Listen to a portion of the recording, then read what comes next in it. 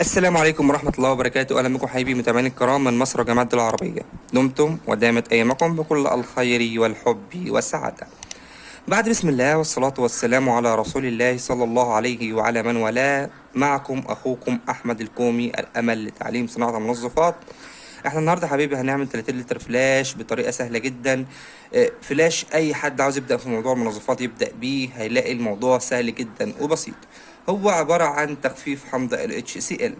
وعشان نعمل 30 لتر فلاش اول حاجه هنملى تلتين الكميه ميه. احنا معانا هنا جردل بياخد 30 لتر، هنحط فيه اول حاجه معانا حوالي 20 لتر ميه. مش لازم نوزن الميه، نحط بالويم، ولو عاوزنا نكمل الميه في الاخر مفيش ادنى مشكله. بعد ما حطينا الميه بتاعتنا هننزل باول حاجه، وهي 20 كيلو من حمض ال HCl، حمض اسمه العلمي حمض الهيدروكلوريك. حمض ال HCl يا جماعة من الأحماض الممتازة جدا في النظافة. فنخلي بالنا يا جماعة لأن الحمض ده خطير جدا، بيطلع أبخرة خطيرة جدا. فعشان كده أول حاجة حطينا المية وبعدين هننزل بال HCl. لازم نكون لابسين كمامة، ولازم يا جماعة ما نعكسش الطريقة إن احنا نحط ال HCl وبعدين المية، لأ. احنا هنا بنحط المية الأول عشان ننزل بال HCl فريحته والبخار اللي طالع منه يخف. هننزل بحمض ال HCl مع التالي. بسم الله.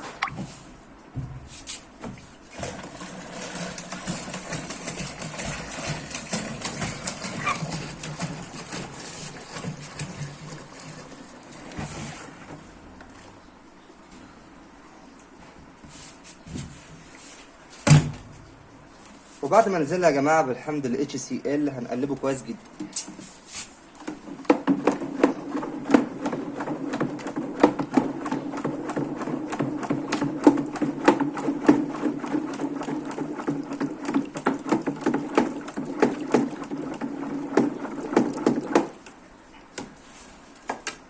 بعد كده هنكمل ميتنا للآخر لتلات.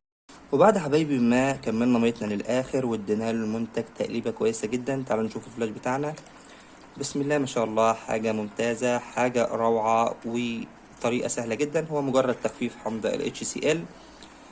في النهاية لو عجبك الفيديو اعمل اعجاب بالفيديو واشتراك بالقناة وفعل الجرس حتى يصلك كل ما هو جديد من اخوكم احمد الكومي. واهم حاجة دعوة حلوة من القلب، لان احنا بنعمل ده كله علشان صالح دعكم.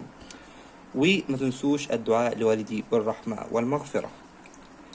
وشكرا والسلام عليكم ورحمة الله وبركاته.